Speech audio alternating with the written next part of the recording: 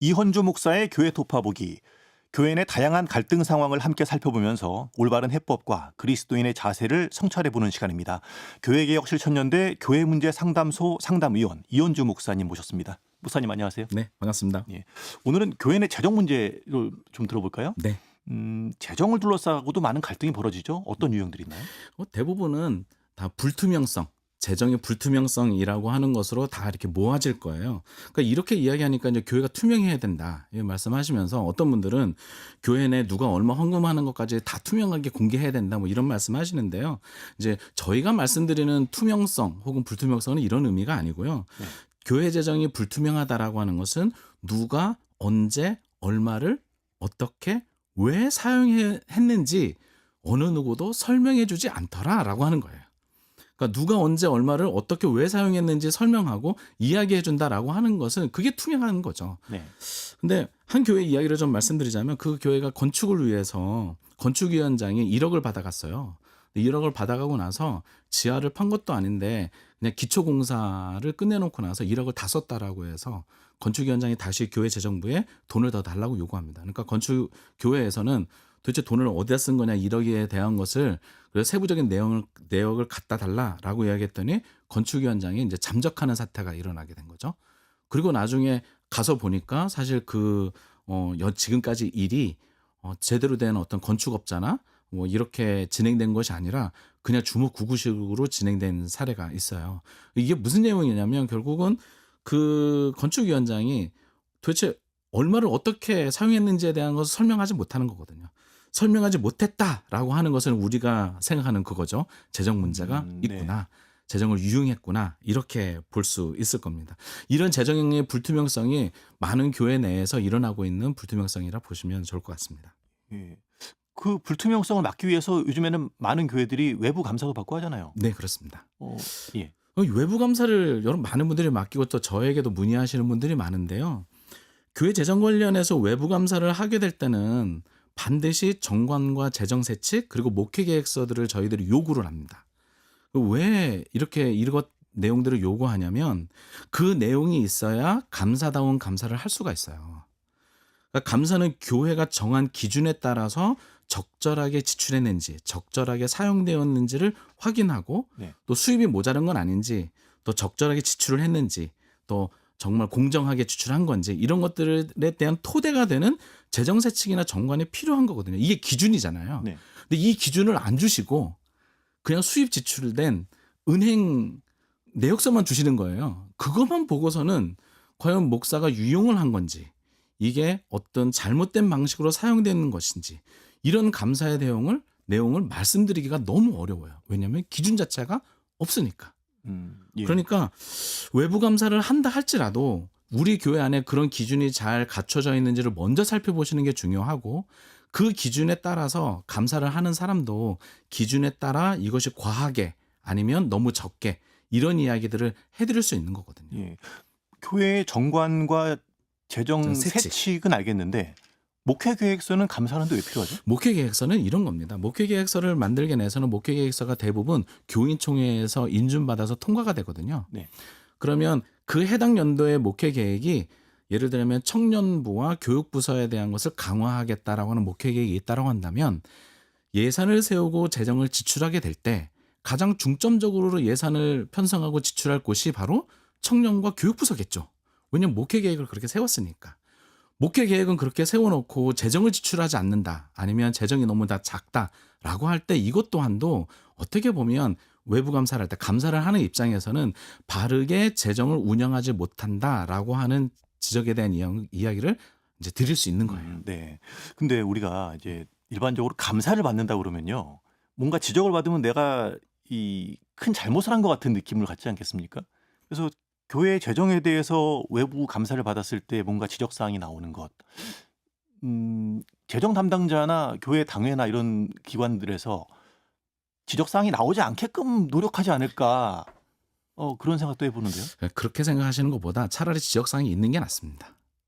지적사항이 있어서 도리어 개선해 가고 도리어 더 한 걸음 우리가 부족하고 우리가 잘못하고 있는 것이 무엇인지 좀 깨달아서 다음은 또 그렇게 안 하면 되는 거거든요.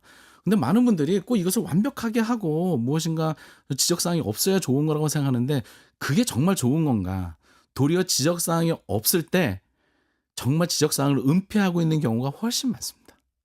그러니까 차라리 잘 못하고 있는 부분들이 드러나고 그걸 통해서 교회가 더 건강하게 가는 것, 그런 것들이 많은 성도들에게 오히려 더 알려지고 건강하게 가겠다. 작년에 이런 지적사항을 올해는 이렇게 바꿨다라고 하는 이런 내용들이 축적될 때마다 도리어 교회 재정에 대한 신뢰도가 더 높아질 것이라 생각합니다. 예, 교회 재정을 외부에서 들여다보고 감사한다는 것이 뭔가 잘못한 것을 찾아내는 것이 아니라 우리 교회가 좀 더 재정을 건강하게 사용하기 위한 하나의 절차적인 방법이다.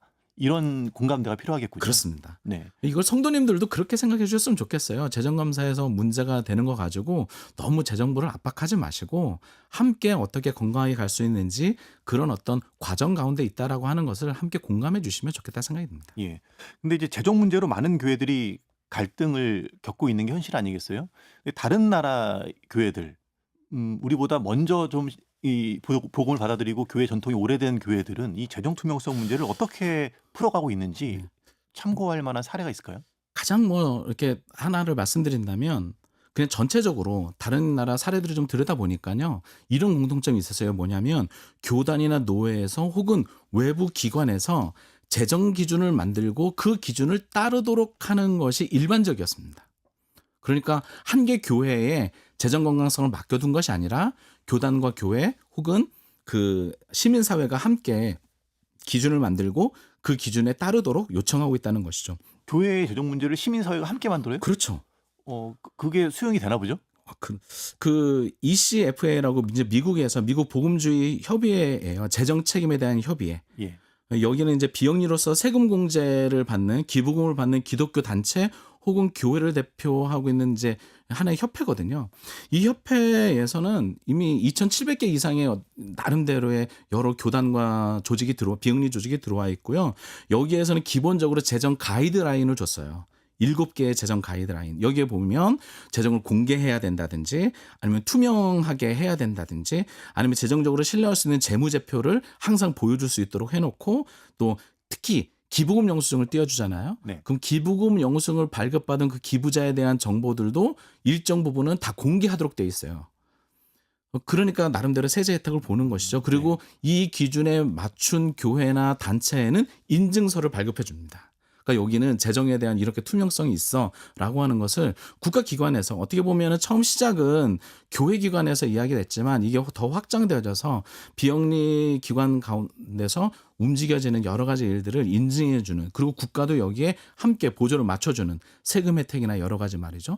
그러니까 이런 일들을 보면서 굉장히 의미 있다라는 생각이 들었습니다. 사실 우리나라는 교회 재정을 공시한다거나 아니면 기부금 받는 사람들의 내용을 알려준다거나 이런 것들이 사실 없잖아요. 그리고 재무제표를 공개하는 것도 근데 도리어 그런 것들을 공개할 때 이 교회가 또 이 교단이 잘하고 있다라고 하는 것을 도리어 인정해주고 거기에 대한 세제 혜택을 주면서 모든 교회가 더 건강하게 재정 운영을 하도록 국가도 또 교단도 노력하고 있는 모습을 볼 때 우리도 그런 모습들이 좀 있으면 좋겠다라는 생각이 듭니다. 예. 재정 투명성 얘기라면 이런 부분을 걱정하시는 분들도 있더라고요.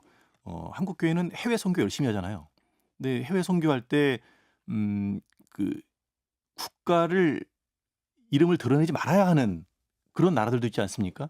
A국, C국 이렇게 부르는 나라들. 네. 이런 곳에 재원이 들어가는 것에 대해서 우리가 드러내면 이 선교가 어려워지는 거 아니냐 이런 걱정하시는 분들도 더러 있던데요. 그게 실제로 지금도 그러한지 살펴보시면 좋겠어요. 만약에 굳이 우리가 정서적으로 합의상 그런 부분들에 대한 어떤 이제 가리는 일들이 필요하다라고 한다면 충분히 가릴 수도 있겠죠. 그러나 그 안에 있는 실제로 재정을 담당하는 사람들은 그 사람이 누군지 어디로 가고 있는지에 대한 부분들은 자료를 충분히 가지고 있고 누군가가 요청을 할 때에 그 부분에 대한 내용도 충분히 소명할 수 있는 자료를 가지고 있어야 된다고 생각합니다. 예. 그렇게 C국, A국 이렇게 선교사 부르고 나니까 그 뒤에서 또 다시 누구도 알지 못하는 재정이 지급되었을 때 아무도 이런 부분들을 소명하지 못하는 일들도 사실 있기도 하거든요.